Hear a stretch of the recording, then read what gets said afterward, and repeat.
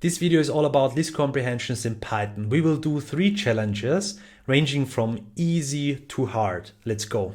We start off by creating a list containing 10 elements. Let's print the list to see what's in there. Now I will show you how you can do a normal for loop. We would create a new empty list, and for each element we would check if the element is divisible by 2, and if so we would append it to the list.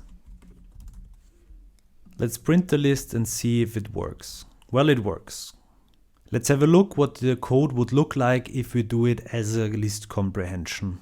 Copy the 4 element in my list into the brackets and write element for element in my list. The comparison should be at the end of the list. Now you can remove everything and execute the code. As you can see, it still works, and if you'd like, you can also list the uneven numbers. The next challenge requires us to calculate the square root of each number in a particular list. Let's print the list to see what we are starting with. We initialize a new list variable, and in here we write element times a half, which is equal to the square root of the number for element in my list. Now print that list, and as a result we get a list of square roots for each number.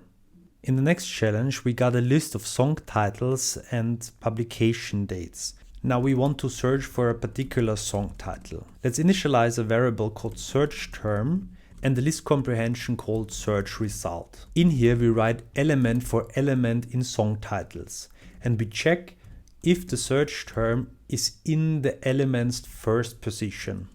As you can see, each element is also a list where the first position is the song title and the second is the publication date.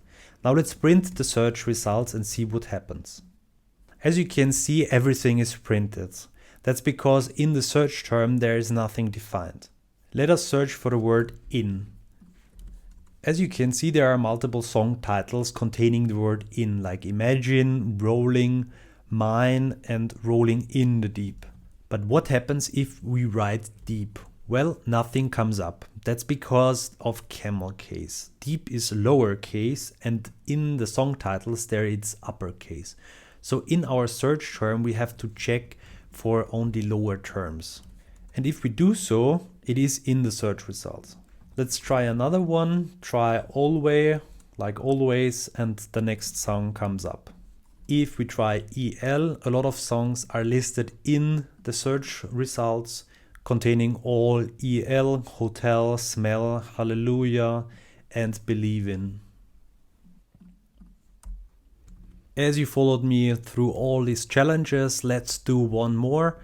Let's do a final one that is a little bit harder to do. In this challenge we are facing a text corpus and we want to count each word, so the occurrence of each word. So let's define a list comprehension called words count. This list comprehension should output 2 things, the word and the number of occurrences in this text. For now we will output 0.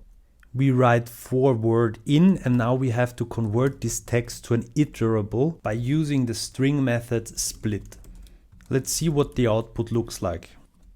Well, it kind of works. Every word is now printed multiple times, so we just need to do a set. A set is a list with unique values. The next issue is that there are words that are lowercase and words that are uppercase. So we have to convert the whole text to lower to account for this problem.